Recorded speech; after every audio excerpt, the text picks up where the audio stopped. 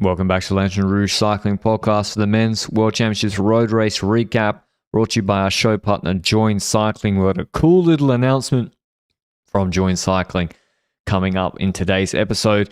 The course, though, for this road race, incredibly difficult. We had 270 kilometers long, and it was the same circuit, which you're now all very familiar with, the Côte de Kigali and the Côte de Kimihurura. So 800 meters, 9% with a pinch, a steeper pinch in that. They then do a short little plateau fast descent. That's a paved climb. And then they do the cobbled climb, which again is steep at the start and levels off and is a bit longer. They then do a rolling false flat downhill, big road lap. And they just do that over and over and over. I don't know how many, like 20 laps of it. 75. The difference in this race to the others is they decided to make it even harder. And they added the Mont Kigali, which is 6K, 7% average, but the final 500 meters is a wall. And then you descend a very fast descent off that, very fast descent. And then it's another absolutely steep Murder Kigali, like brutal cobbled wall straight afterwards, after you've maybe done a huge effort. So, very hard parkour. Pog was the very short favorite, more than odds on. Renko second favorite. And I would like to note the difference here in the parkour is normally in a World Champs parkour, you don't see major nations getting in the break because the start of the race is a lot easier. So they'll do a long section. Usually they'll start, like in Glasgow, for example, they started on the east of Scotland or further east. They came in and then they did the local lap with like 120 k's to go. Here they start the local lap from kilometer zero. That meant bigger riders were jumping in the break from kilometer zero, Benji. Yeah, that's basically the case. And I'll start talking about the breakaway first, and we go to the orchestrations around it, because the breakaway ended up being Anders Foldager for Denmark, Julien Bernard also for France. Then we've got Menno Huizing for the Netherlands, Ivo Oliveira for Portugal, Fabio Clisten for Switzerland, and Meyerhofer for Germany. And to be honest, there was other action because I wasn't watching at this point in the race. I had some family matters to attend to at the start of this race, but you told me that you saw a bit of an Alaphilippe pump and dump at the start of the race. We saw attack, abandon. Alaphilippe attacked, and then he was getting dropped, and then he abandoned. Louis Barret also just got dropped really, really early, so maybe there was sickness. I think Alaphilippe came down with sickness in the night. I read a tweet that said malade dans la nuit, so I presume he got sick overnight. Louis Barret, the same perhaps, and then so they're left with Sexas. Why are you laughing? That you told me that's how it's pronounced. That is how it's pronounced. You're right. I wanted to do it the Portuguese way. So apparently the Portuguese way is not the way Sexas itself said it. So there is a very good Portuguese thread running through this race, by the way, which we'll get to, between Ivo Oliveira in the breakaway, Artem Nich for the child in my kids invaded my backyard, and also Eulalio. Wait. Is there a chance here that be careful what you do around those kids? We don't want a Wollongong van der Poel in this podcast, my friend. No, it's the opposite. They were like, whenever they throw a ball, they play hockey, and whenever they throw a ball into the garden, they like try to ring the doorbell. I was like, please don't do that. It's very just jump the fence and get the ball whenever you throw it over. Otherwise, they ring the doorbell 50 times a day. So you're telling them to invade your house every time? Oh yeah, Toby's not going to do anything, is he? That's true. Toby's not going to stop an intruder, I don't think. But yeah, breakaway was the different kind. And that's the sort of sad thing. It would have been nice, I think, for one of the riders from Rwanda to have their time to shine on TV in the breakaway, which is what we normally see in a World Championships. I get that idea, because at the end of the world, it's a World Championships. It's a championships where you want to see the countries around the world. But at the end of the day, it's also a sports merit race where it's all about if you're good enough, you're good enough. And at the end of the day, it's these riders that are good enough to be in the breakaway, and we didn't see that from the other countries that are not necessarily as well developed in cycling as a Denmark, etc. So it's walking the fence a little bit, because like I like that they're here. In a lot of races, Like with Binyam, for example, that's a rider that could definitely have been in the breakaway. But on the other hand, should he have been in the breakaway? Because let's be honest, he was not going to do it on Monkey Gali. I think every country should have been in the breakaway except Slovenia. So Yeah. I was surprised to then see America not in the breakaway. America start controlling. So then break goes, Raul Garcia Piana, yeah, like obviously he gets across the break, no problem, too easy for him. And okay, we expect Zubat to start controlling for Slovenia. We expect them to start. Yeah, they got like 9 riders. I didn't expect Will Barter to be controlling for America. Now, I know sometimes I think we're to blame. And by we, I mean me. I was like, did someone in the US camp listen to our preview and take it way too much to heart? I think that's a possibility, but also on top of that, maybe they thought McNulty was at this race. Because with McNulty, you at least have like a candidate that on the climbing might potentially get relatively close. With Simmons, I see him having trouble with following the big guns on the Monkey Gali, but if he survives in a second group there and that second group comes back afterwards, then there's stuff to play with, you know? Yeah. Healy style. Healy style, exactly. But yeah, they were very confident in Simmons. Belgium start controlling with Vermeersch. We expected it because this is what Remco did in Flesh. It's what he would do in Liège. It's what he's going to do again next year. They're going to do it again next year, okay? And you'd be like, why are you saying they shouldn't control? Yesterday, you did a whole rant about representation fallacy. That's because in my perception, Longa Borghini, Ferran Prevot, Vollering, Kimmelcourt, Pinard, etc., they're like on anyone can win. It's more simple than that. We're in the first 100 kilometers of the race here. Representation fallacy for me is later in the race. When we're in the final and in the last, like, let's say 120 kilometers of this race, even the 25 kilometers before the Monkey Gali, if then a group goes up the road and you give it 4 minutes, let's say hypothetically, because then it's still a long time to go to the finish, and you are waiting until someone else blinks instead of you if you're one of the co-favorites, that's when representation fallacy is the case if you have a rider up the front. If it's in the first half of this race, then it's just the deciding factor of, okay, who's going to control this race? I have no issue with, like, slide control, stuff like that, like being in breakaway formation, making sure no other teams go up the road.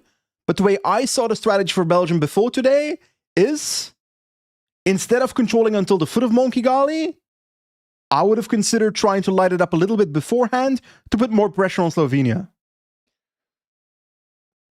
Don't you just go in the break and not control, or at least why not control? They made the race. It's what Remco accused Visma of doing in the Tour de France.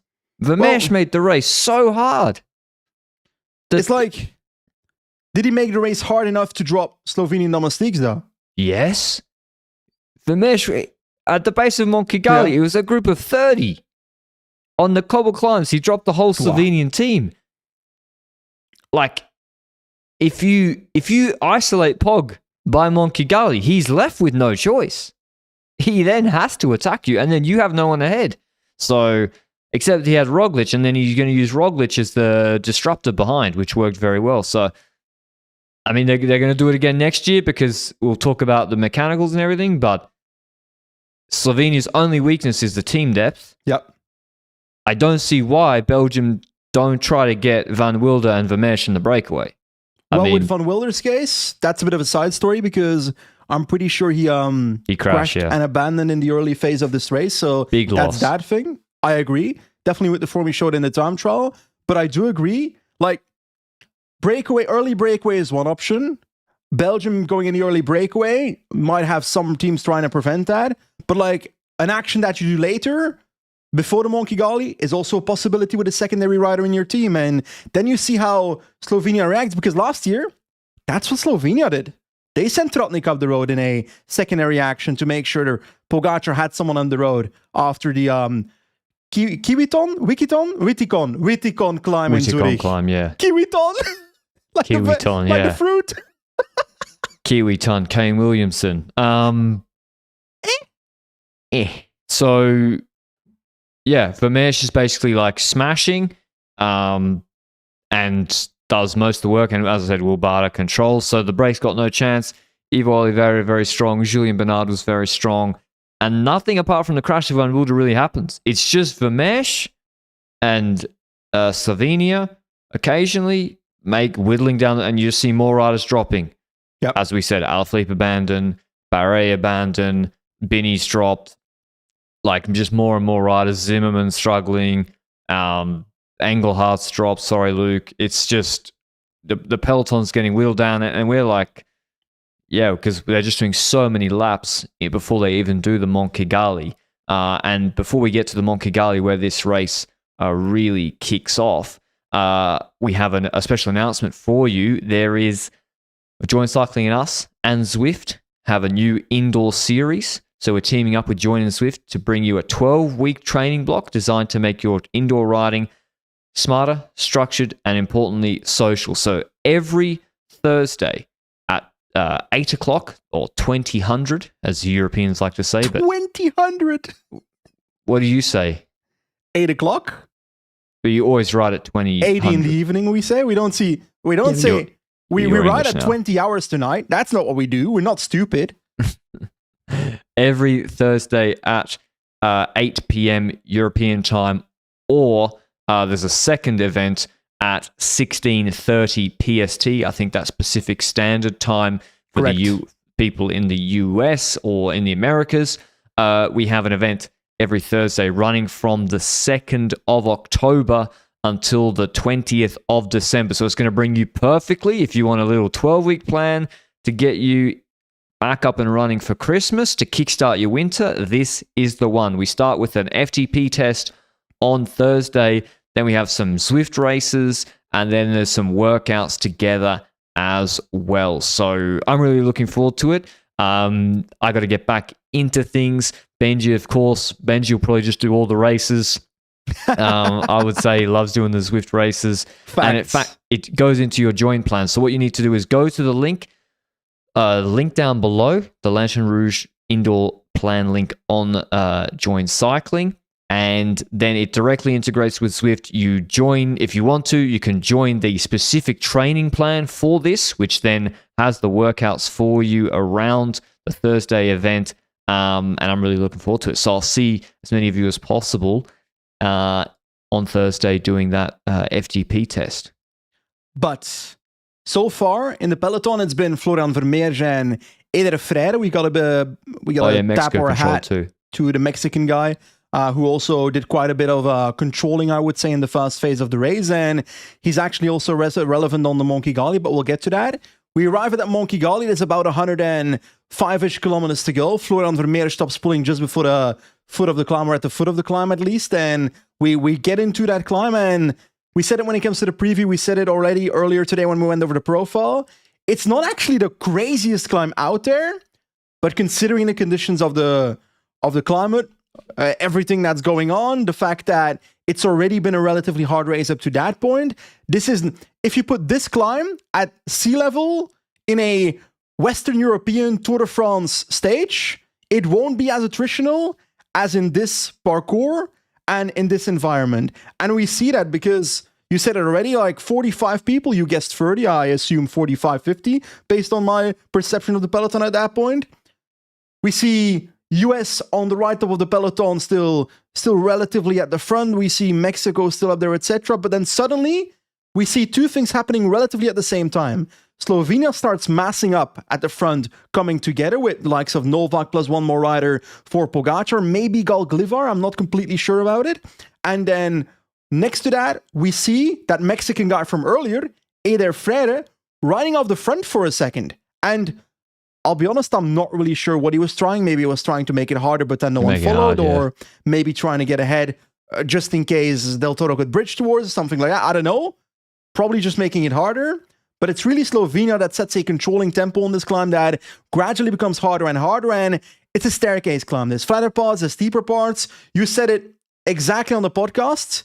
If Pogačar attacks on this climb, which was likely, you said he's going to attack in the last 500, 700 meters of this climb because that's where the steepest part of this climb. I think you said exactly 400 meters to go, which, spoilers, is what happens. Well, they didn't show him attacking at the start, so that was good. But because I was like, is Roglic going to have to do the lead out? Or maybe he did, we didn't see it. But because it was just Novak, and I was like, I was thinking halfway up Mont Kigali, I actually thought he wasn't going to attack anymore. I actually really did, because I was like, are they going to use, like, if they use Roglic and then Pog doesn't go solo, it's very risky. So then if you're going to keep Roglic for the laps after, maybe he just waits. But then it changed, and Novak was doing lead out. I was like, Novak lead out. But yeah, he just attacked seated. Remco was right. Everyone knew it was coming. Remco, Ayuso, Kristen, they're all in position. Del Toro. Simmons was already dropped. But yeah, Pog just goes initially, and he's with 5. 2 from Belgium. Yeah. He's got Ayuso on the wheel.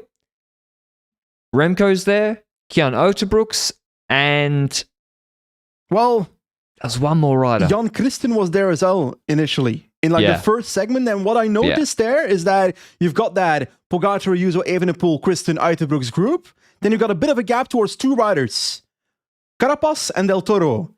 And they both ride a very different climb.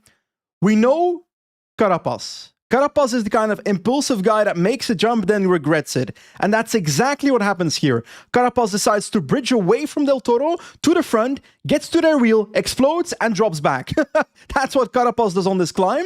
Meanwhile, Del Toro rides a honestly more mature climb, I would say, because he tries to gradually get back and doesn't get back by the top, to be clear, but he measures his effort a lot more than Carapaz does and gets a better outcome out of it. But then we go to the front.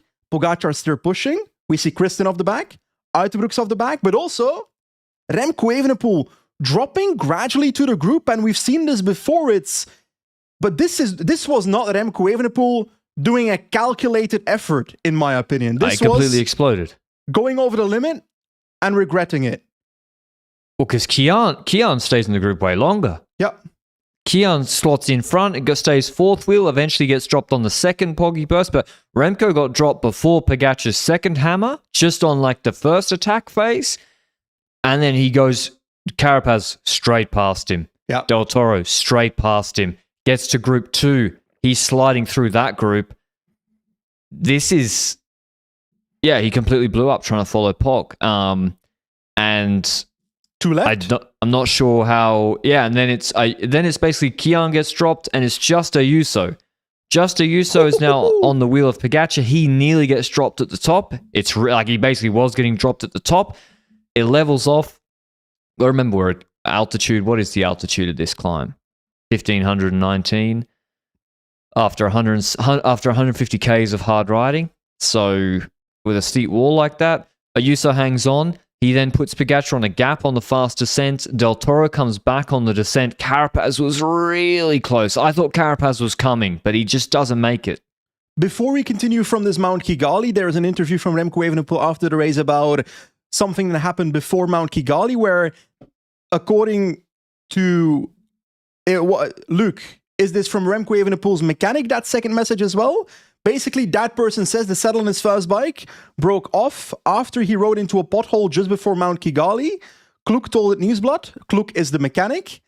The saddle's front... Wait a second. Remco rode a broken bike for a long time after that. The saddle's front had dropped 2 centimeters. The clamp broke off and the saddle tilted down. There's nothing you can do about that.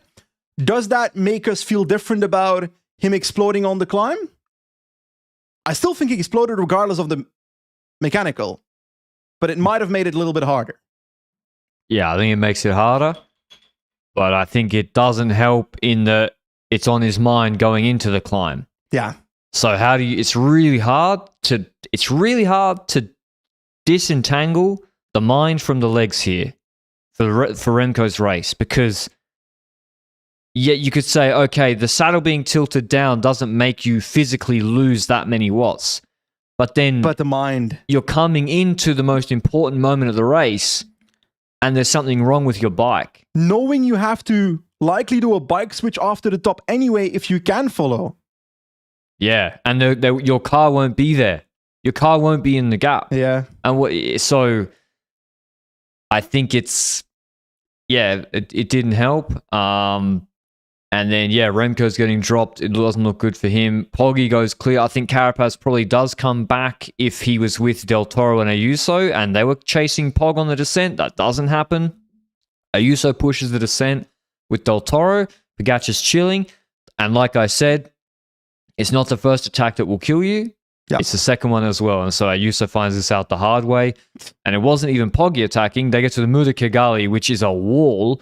Del Toro goes all out and attacks, which may be a bit of youthful exuberance. Well, it's a true. mistake. It's a mistake.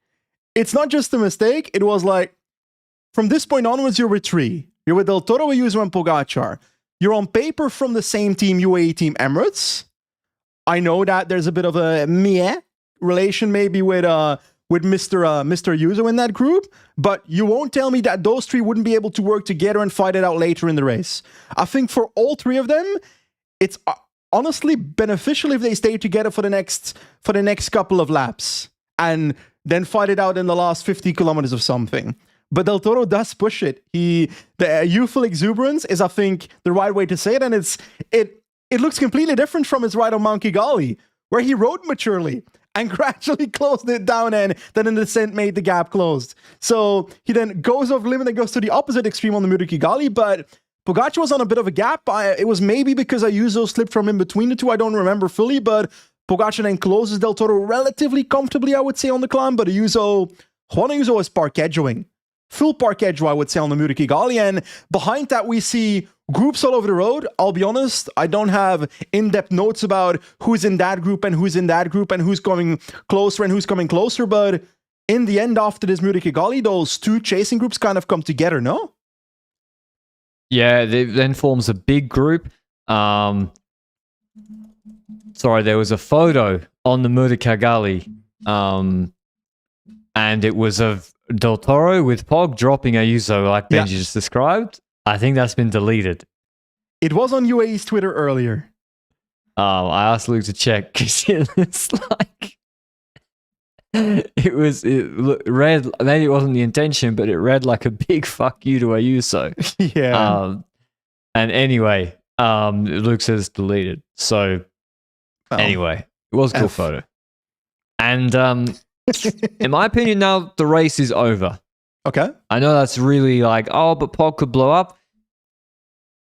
In Zurich, Pog had Sivakov. Okay, Sivakov helped a little bit. He gave a couple of pulls on the laps. And Tratnik at the start. He has Del Toro, way stronger than both of those riders. Fully committed, and on these false flat descents, he's like a truck that can pull so hard. Del Toro stays with Pogacar for a lot longer. I think, I don't know how many Ks it was until he got dropped, but they were together for a reasonable amount of time. What, half an hour? Ooh, I would say that Del Toro gets dropped at about... I also have it in my notes, but 75? Around 75, I would say. I don't think it's much different from that. So let's say they stay together for another 20 kilometers after the Mount Kigali climb. So half an hour he gets from Del Toro, relaying all out 50-50. I think it's a big help. And I don't know, it's hard to criticize. I understand why Del Toro does it, right? Because he can't say no. He has to go to training camp with Pog in a month. He has his own ego. Yeah, but he's pulling when he's fucked and getting dropped. Like, he costs himself. He can't win. Let's make no mistake. Del Toro cannot win by not pulling. Pog is way too strong, but he can medal. I agree with you in some sense, in most sense, to be honest. But on what you're telling me is that Del Toro and Pogacar are on the same trade team. So they're more likely to work together even if one of them is fucked. That is the scenario that we saw playing out in this scenario, because Del Toro looked notably worse. And I feel like there was even a climb where Del Toro was on a gap and then Pogacar waited a bit to ride with him a bit longer after thought he had that. A mechanical. Yeah, and then he called the Shimano car, and the Shimano car came, and then they were like, we don't need a Shimano car. No, Del Toro was like, I don't have a mechanical in the bike. Mechanical in the legs, buddy. So it made it even more clear to Pogacar. I was like, but you're going so fucking slow. You must have a flat tire. Nah, That's check your an bike. absolute roast. Check your bike, Isaac. You must be something wrong with it. That's crazy if you think about That's it. what he was doing. I He know. legit was convinced Del Toro had a mechanical. But like on a serious note, I have seen other world championships even, where Remco Evenepoel was off the front, maybe with Pidcock a few years ago with Lutsenko or something, and they both relayed as well when the rider with Remco shouldn't have. So I think it's not necessarily just that they're teammates. I think we've seen this a lot in situations when they're not teammates as well, where the rider just doesn't play their cards to the perfect moment, and then, yeah. It's also, are we underrating how you can suddenly feel over the limit in a race like this? Because he was just attacking 2 laps earlier. Well, that's why his attack to drop Ayuso was where I say is the big mistake. Because you see Isaac Del Toro's finishing position now, and you say, well, how could he have got a medal? Okay, but he just, after the hardest effort of the race, he then did a 1 minute all out. Yep. Which he didn't have to do. And so I think it doesn't help. But anyway. No shit. It was strange to see him pulling harder to help Pog win than to defend his own Malia Rosa. I'm It still is of the strange. opinion that I'm still of the opinion that the biggest mistake was Team Car at the Giro. The big mistake was made Okay, before but Col he's del getting Finestre. dropped by Pog. And then he still pulls the laps after. I'm talking about the Giro now. It's a Giro but recap he now. could also have tried. Well, yes, that's true. But the big mistake was already made. That's my opinion. Yeah, I agree. But still, I found it's just a strange parallel between the two races. Anyway, back in the group behind, the entertainment at this point, I would say the peak entertainment of the race is behind Pog and Del Toro. And we see bike change numero uno for Remco. The bike change happens in the pits. The first bike change, it happens in the... So the lap is so short, you try to ride your flat to then change in the pits like a CX race. Correct. And that first bike change was just a bike that was ready, and he takes that and he rides off with that bike that was ready. So you don't lose much time with that. But I want to talk about the second one. That's what you're going into, because in the next few laps after the But let's make clear before that second one, what is the group dynamic? What is the group size? Who is in it before that? So, gap is about 40 seconds. Pogacar and Del Toro are still together at the moment of this happening, I would say. And I would say that the second group is larger than you'd think now. It's about 20, maybe just over that riders, maybe just under that, with riders like Garofoli still there, but also Evenepoel, who maybe was in the group behind that before, after the Mont Kigali, and then get back, and those two groups came together. Evenepoel, Roglic, Sivakov, Healy, Skelmoze, Hindley, Matthew, so Vine, Kian Uitenbroeks, Quinten Hermans, Ayuso. So there's teammates for countries now. That's a relevant moment. Quinten Hermans is doing fantastic work here, in my personal opinion, because he's him getting over Mont Kigali with that second, third group, and then those groups coming together and him being there. That's very important. That's what you hope for a Tish Benoit to do in a race like this if he was here. That's and why I think Q365 Vervaeke was also still relevant. At some point after Mont Kigali, I saw Vervaeke at the front of a group. He may be. I don't know if it was this late, but I do want to mention that I saw him at some point after Mont Kigali. Maybe to bring Remco back after bike change 1? I think yes. I think you're correct there. But Quinten Hermans is doing fantastic work. Gap remains about 40 seconds, maybe goes up to 45 seconds, goes down to 35, whatever. It's around that time. But Quinten Hermans doing that work leads to Matthews and Vine dropping off the group, so that leads to only one Australian rider, so not 3. Garofoli's not exactly working at the front for a potential Ciccone move either, so we more see the likes of Belgium being the only team that's really, really working on trying to get this group back. And then with about 75 kilometers to go, very similar timing to maybe Del Toro getting dropped at the front, I would say. We see, going into the Kimi Hirura climb, I'm pretty sure, Remco Evenepoel dropping off the back of the group, very nonchalantly, being angry, being upset, etc. And at a certain point before that, I think I saw him like pointing at something at his bike or something. But he goes and stops and then waits for his team car to come. First of all, my first assumption is it's better to keep riding until your car is closer than what Remco does here, which is standing still and waiting almost a minute for the car to come to him. Because then you're losing extra time towards the group you run to begin with.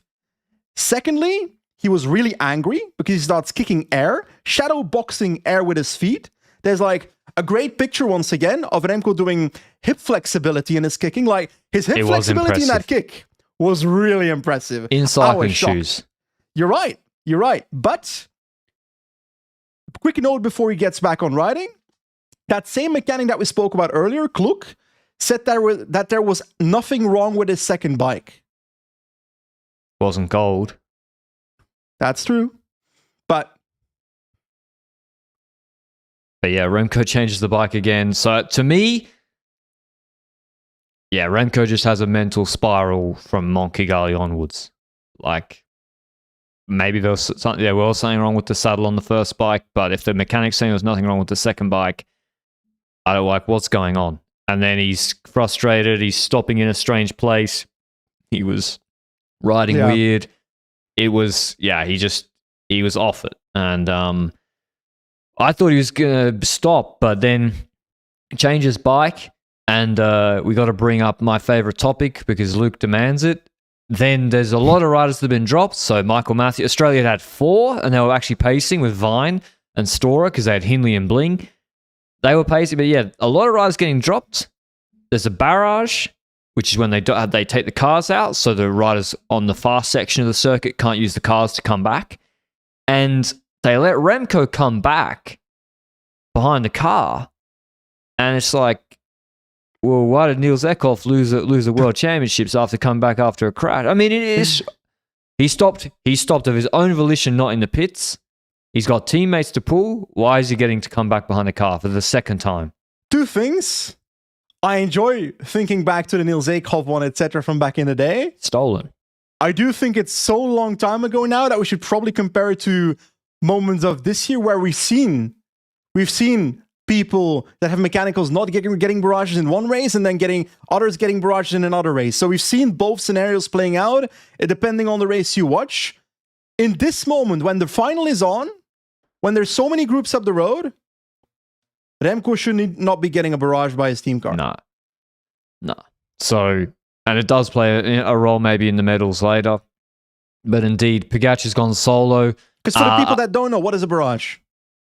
It's when they block the cars, so they either have to stay behind you when you're dropped or have them behind, or they go in front of you, way ahead of you.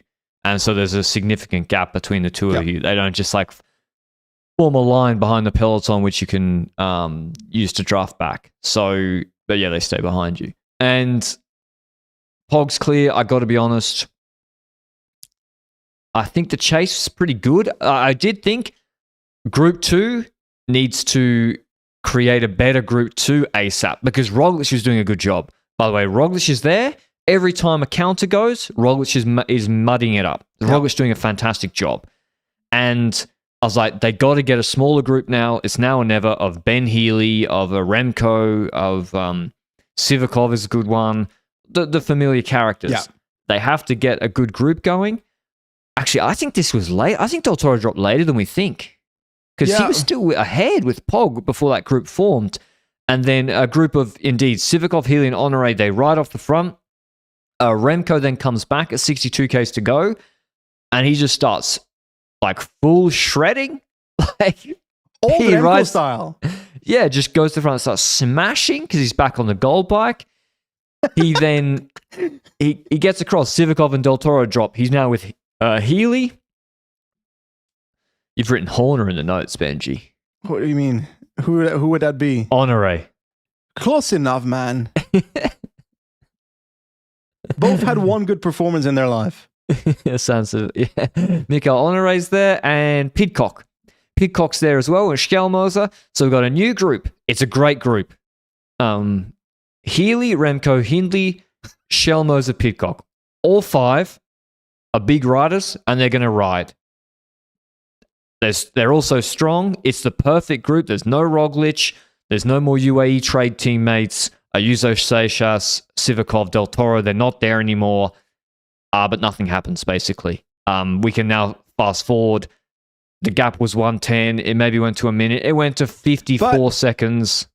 I will say though, while I was watching this race, when that second group formed, that Remco, Healy, Hindley, Skelmo's Pitcock group started getting created, that group started giving me hope that it might not be completely over, that there's a small chance that the race is not completely done, which I didn't have when Del Toro and Pogacar were ahead, you know?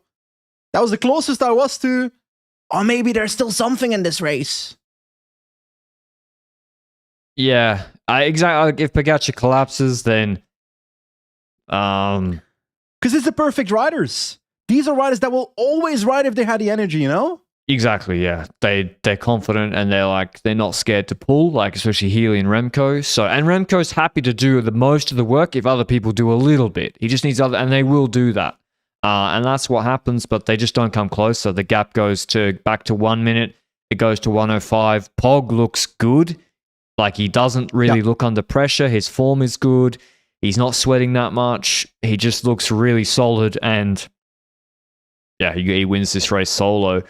And it's complete destruction behind. Remco eventually drops Healy and Skelmoser. But still, Pog was riding the last laps quicker than Remco.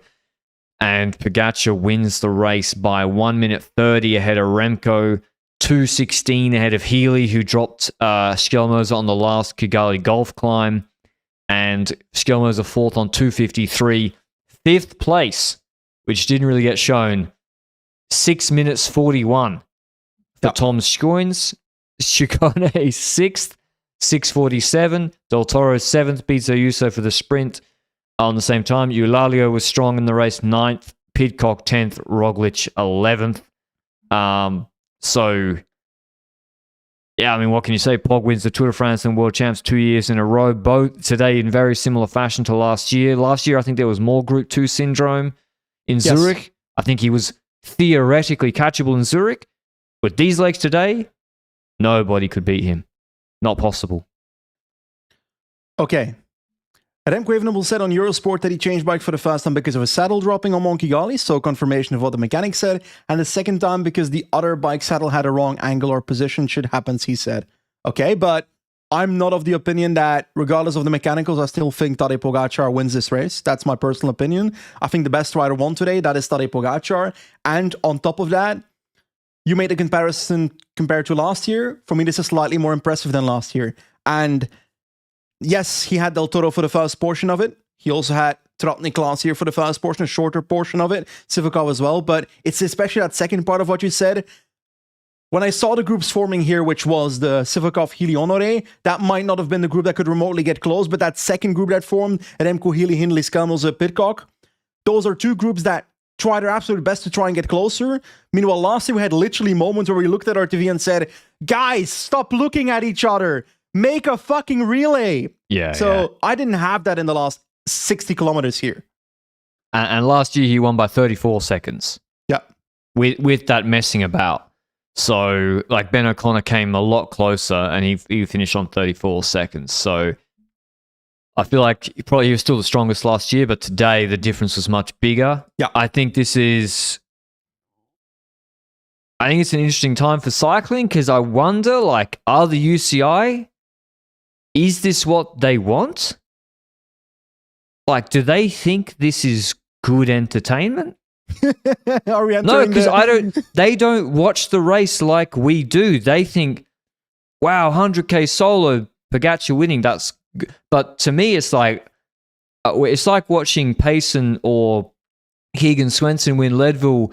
I'm not going to watch Leadville to see a gravel race with 6 minute gaps between everybody over 300Ks. It's like, why? My perfect description is watching this World Championships. It's like watching Steven Seagal in one of his like action movies where you know he's always going to win every fight. Yeah. So, like, that being said, are we judging other people's opinion mostly on what we have as an opinion? Because if you ask a mainstream cycling viewer, would they think the same as us? How could you get somebody new to cycling to sit down and watch this? I think it depends on who you like, to be honest. I If think as a people, mainstream cycling fan, you're a hardcore Tadej Pogacar fan, then you're going to love okay, today. well, let's say they're not Slovenian because it's a small country. Yeah. People want to see a competitive event. I would say. I have that opinion. I want my race to be as close as possible. Yeah. I don't give a shit who wins this race. And I'm not blaming Pog. He's Pog's doing everything correct. He's doing everything right. But did putting in Mont Kigali make the race better or not? Probably not in the end. So I'm just saying they want to make the TTs harder. They're making the world champs the hardest ever. It's like, okay, that's great. The strongest rider will win then. The strongest rider did win. For the world champs, I think that might be the right thing to do. To just have the hardest course every year. Not necessarily the hardest course every year, but a parcours where it's clear that the winner is most likely the best rider.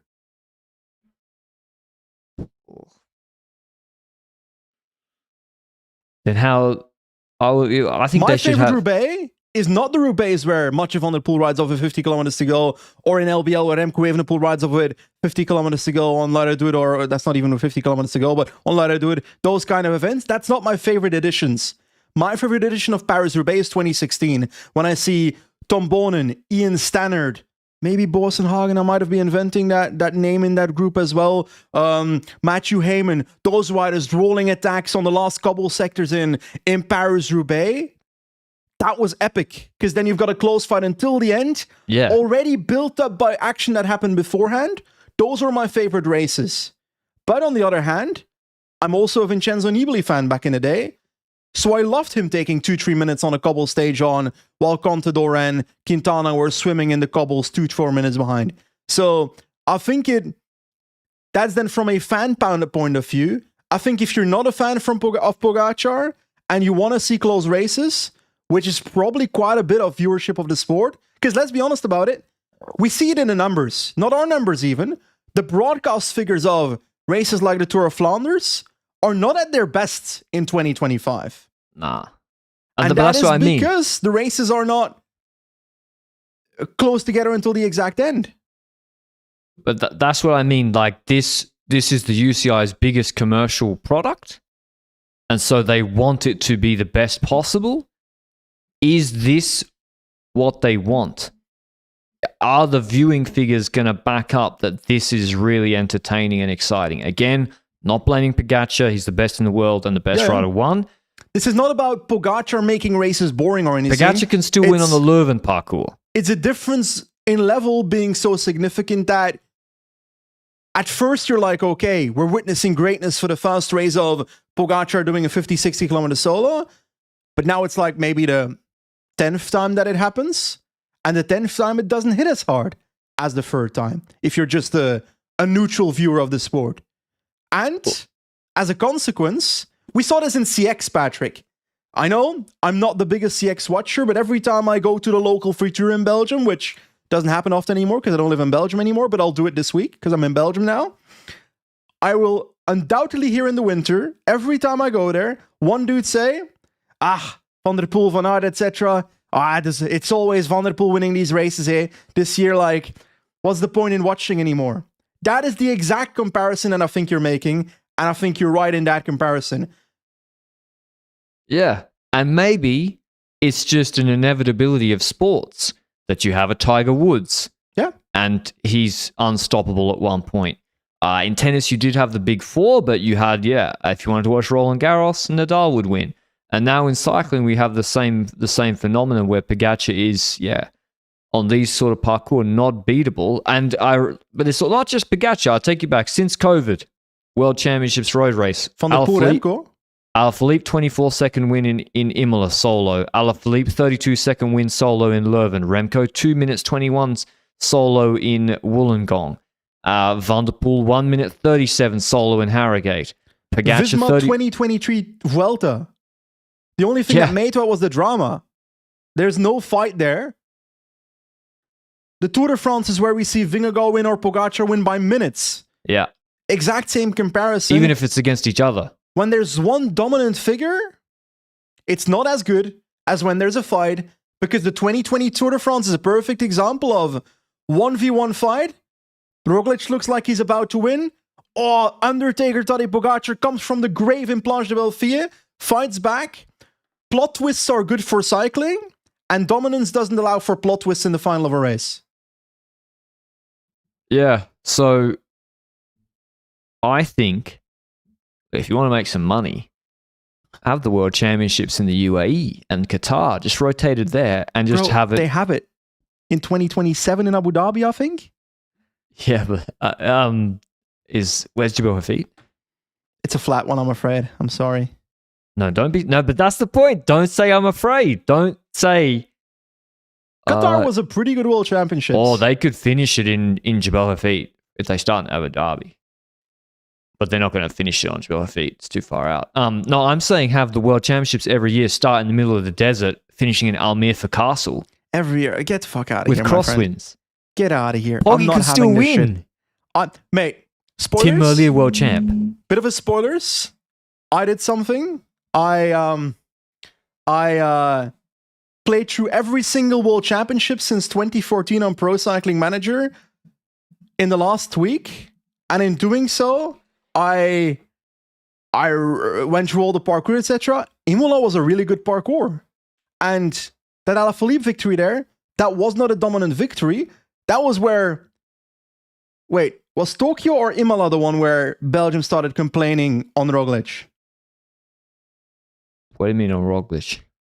For not riding for Wout van Aert. Remember the whole drama? Oh, that was Tokyo. I literally upset the boss of the Belgian Cycling Federation. Oh, Imola. No. Imola. Because Alaphilippe was solo. And going through all those parkours, there's a lot of like circuit races with a hill there. Ponferrada is also an example where we're kind of in this world of the parkours became parkours where Pogacar, Van der Poel and so forth are always the riders that win. Those would also have been the case in Ponferrada. That would also have been the case in Richmond. That would also have been the case in... I'm trying to think of... Qatar is Innsbruck. The only difference. Innsbruck was a group of 3 sprint. Bog would just go solo on that. Exactly. So I don't think the parkours have necessarily changed as much as the riders have. Yeah. But Leuven would be sick. That Leuven parkour, if you rinse and repeated that, would be sick. I think. Yes, but I did not like the local Leuven circuit in terms of like... There was no like, oh, now we're here in that Leuven circuit. Oh, it all looked the Every same. fucking street in Leuven looks the same. Well. The racing I thought was pretty good. And that had a wow. When Alaphilippe went on that random little street, I was like, wow, that's unbelievable. But I shouldn't complain. Well, I'm not really complaining. I'm just stating it how it is. I've gone full circle where I actually I don't enjoy it, but I do appreciate what the greatness of Pogacar and what he's doing. It hurts me to say it, but yeah. Previous years it was made like in Zurich, you're like a bit frustrated. Today, you're watching it, you're like, this is incredible. Like you are watching the Tiger Woods, the Federer, the Michael Jordan. You're watching that, and yeah, I do take a second now to be like, this is incredible and appreciate it a little bit. So I think it depends because like, I think it also depends on your hype level going into a race. Because I'll be honest, like I said it earlier this year, I had a bit of like a burnout at Vuelta, so I've been like limiting myself when it comes to following every aspect of the sport, trying to follow every transfer, etc. for the last week or two, and I want to catch up later in like a week or two. So I've been trying to focus on just the World Championships, and I've not let myself believe that today was going to be the best race in the world to begin with. I was expecting a clash where I had an interview on what we said would happen. Pog would go on Kigali, and maybe one guy would go with him. And I had an interview with a local Belgian newspaper the other day, and I basically said, maybe Hart says Remco, because I was talking to a Belgian newspaper, so I had to like convey the message along so I don't lose my passport while I'm in Belgium. Head says Pogacar, because I expect him to attack on Mount Kigali. So my expectations were what I saw today. You know? There's been other races where I was disappointed. Like, for Roubaix, I will always be hyped. And in the last, when it then becomes a 15-kilometer solo, even if it's expected, I will still be disappointed because I'm always hyped for a Bake. It's one of my favorite races in the world. I wonder if will people adapt? Like, Who? like The will riders. Remco accept that Pogacar's better than him? Like Well, the reason he lost today is not won't. the reason he lost today is not because of saddle tilting. Yeah, but that's how they cope. Riders that lose races cope in various ways, and a lot of riders do so by looking at the exact details to where it went wrong. And if he says to himself, Pogacar is and will always be a better cyclist than me, then it's a pretty depressive way to look at, how can I potentially step up? I don't, but that doesn't mean you can't beat him. I'm not saying that. I'm more saying Know your limits. just create then a different race situation. Like, Pogacar is better than Van der Poel on the Tour of Flanders parcours. Correct? It's a fact. He's better than him on it. Will Van der Poel accept that by next Flanders and adjust? Because then I still think Van der Poel can win Flanders, but he has to change how he races. Is Pogacar a far better rider than Remco on today's parcours minus Mount Kigali?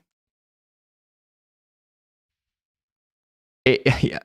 No, he's not far better than Remco despite Kigali. No, he's not. Remco changed his bike twice and was fucking about. I agree with you. Yeah. But then it comes to the point of, which is exactly what we mentioned in the preview.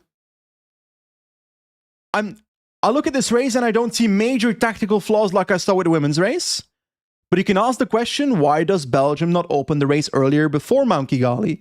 And that's exactly what we discussed in the preview that could potentially be a way to...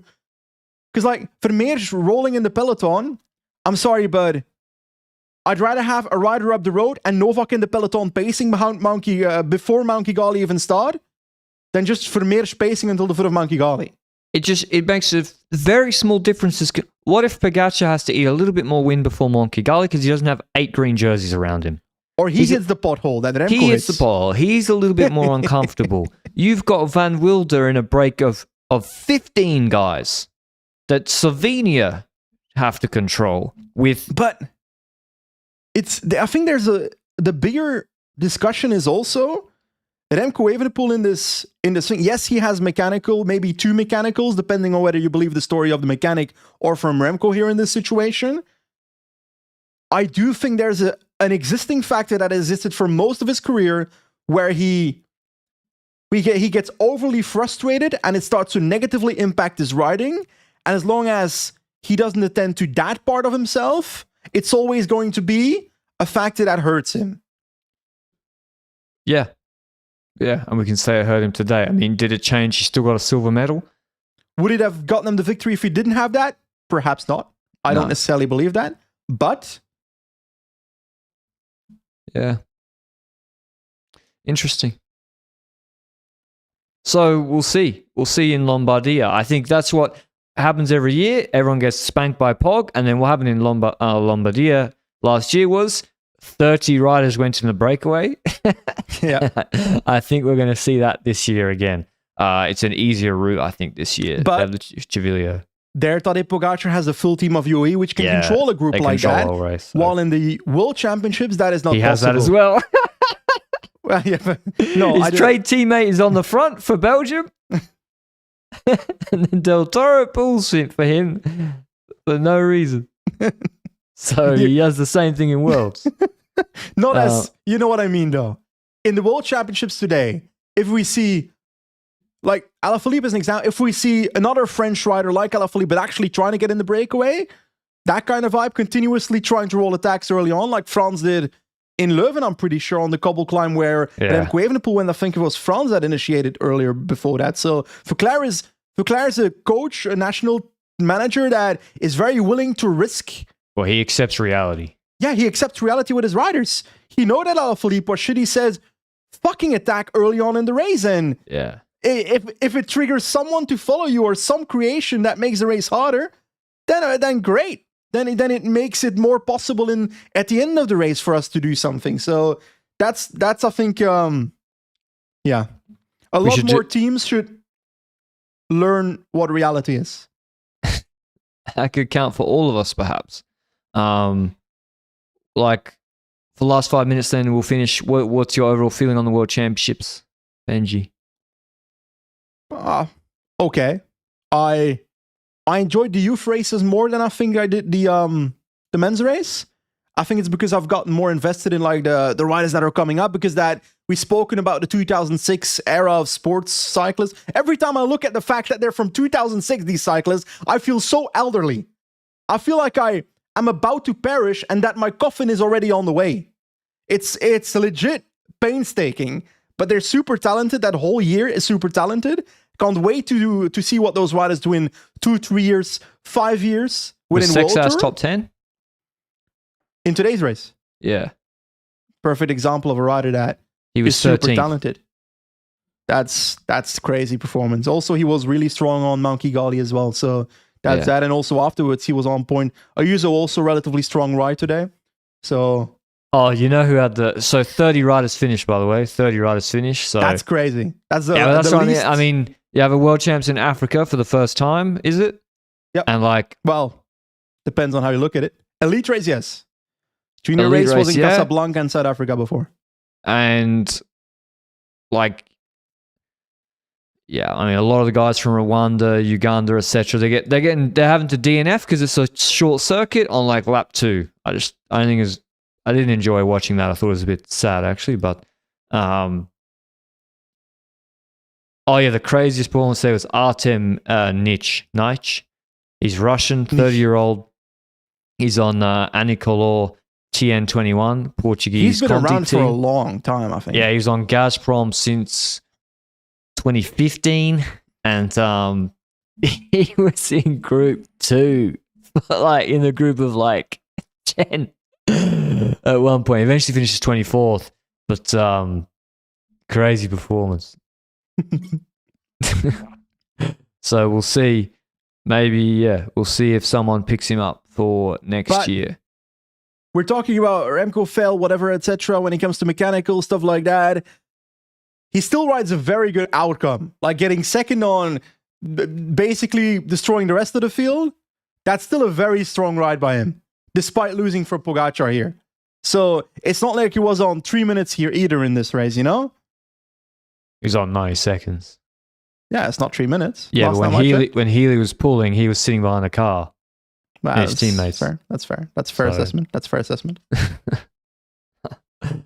I wouldn't look for too many silver linings. Well, I think that's harsh, and it's not just when it comes to Remco. I think Healy also a fantastic race here. Like, yeah, but Healy Simmons did is the invisible best. one. Simmons, I mean, I'm with the Mount Kigali. I misjudged the parkour. Like, I thought that maybe a Simmons would survive over that. Not a chance. Like, literally, only climbers survived that climb and Bling somehow. But like, Simmons was gone, Binny was gone. Are we going back? Are we going back on the Van der Poel take of yesterday then? Well, Bling survived it. Garofoli survived it. So if Bling survives it, does that mean Wout and Van der Poel could have survived it in peak shape? I would say so. Van der Poel, I feel yes. Wout van Aert, I'm not sure.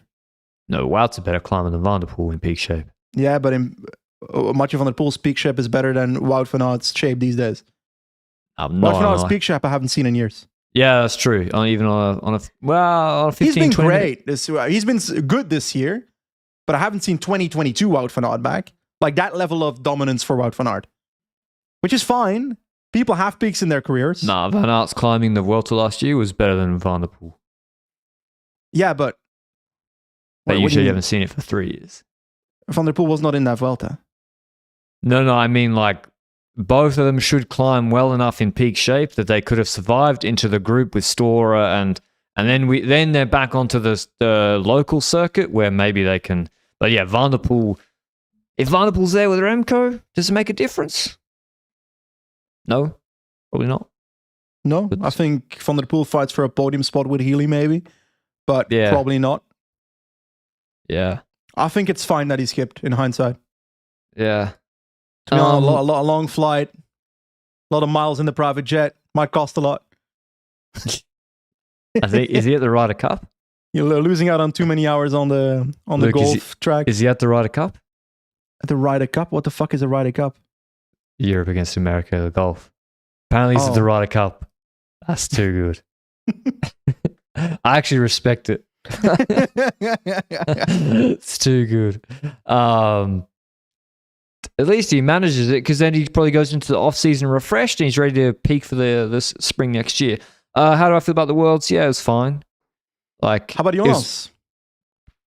Should he have been here? After the Vuelta? I don't think so. No, Pidcock was here. Didn't ride the Tour de France though. Yeah, that's the thing. So yeah, it's difficult to say that, because riding the Tour de Vuelta is different than Pogacar doing Tour de France Worlds. Yeah. We'll see in Europeans next week. So that's when we have the big tune-up. Pogacar will fight against Vingegaard and Remco of the Europeans next week, I believe, in the Ardèche. So we'll see the answer to your question then, I think, Benji. And I would say Pogacar's looking like the heavy favourite right now. Wait, for what? Sorry? Well, how would Vingegaard go, or where is Vingegaard? We'll see at Europeans next week. Oh, yeah. I'll be honest. How do we feel about Europeans in big 2025? How do you feel about it being the week after Worlds? On the same weekend as Emilia, which is the same parcours. Well, when I follow a TV show, it's like having the season finale before the mid-season finale. Europeans? That's how I feel like the Europeans being after Worlds. Europeans should be 1st of February. That's when Oceanus is. In Qatar. Yeah. No. They're going to pay? Yeah, if we get some crosswinds, I'm all for it. So, yeah, well, you can have GP Marseillaise is on 31 of January. Just make GP Marseillaise Europeans. 180Ks, be a brilliant race. Yeah. You'd be more hyped or is for it a brilliant race because of the field being Parepanche and go? It was actually Sexas, Vocalan. Same fucking... No, it's not the same fucking thing. But, it's like French riders. Yeah.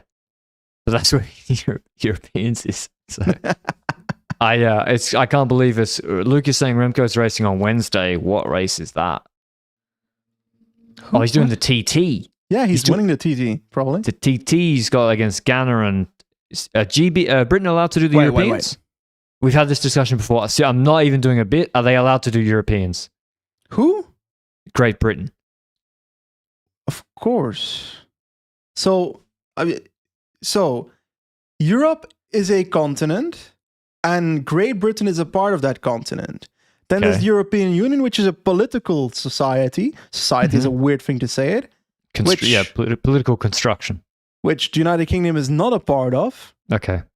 But Great Britain is still allowed to write European stuff, because that's not related to the European Union, my friend. But that being said, is England a country? We disallow the British people from doing it?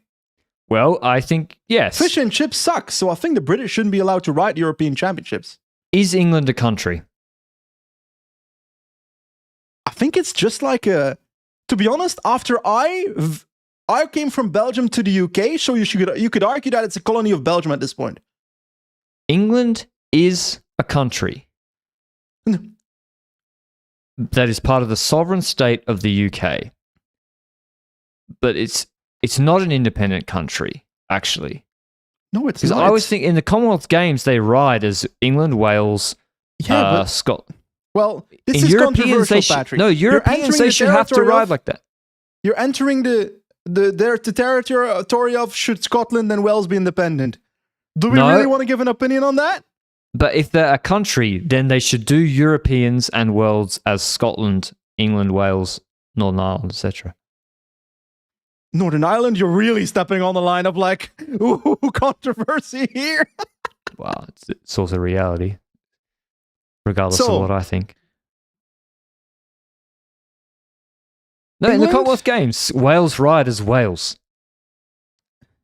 Yeah, but the Commonwealth Games is an imaginary. The Commonwealth is an imaginary. Dude, the Commonwealth Games, the riders get really hyped for it. Cricket was invented in Belgium. I learned actually that there's loads of. Did I say this already? There's loads of willow trees in the Netherlands. And that's The where a only lot thing of I know about willow cricket bats trees come is that from. I used them back in the day on RuneScape to try and level up my woodcutting skill to 99. I never played that game. Okay, I think Living under a rock in fucking Australia. we've reached the end of this. I got to watch the Steelers-Vikings game. Thanks for listening as always. We'll be back with a weekly show. Benji's got to brush up, so maybe on Tuesday we'll have a weekly show, and then we're back with all the transfers and latest gossip then. Until then, ciao ciao.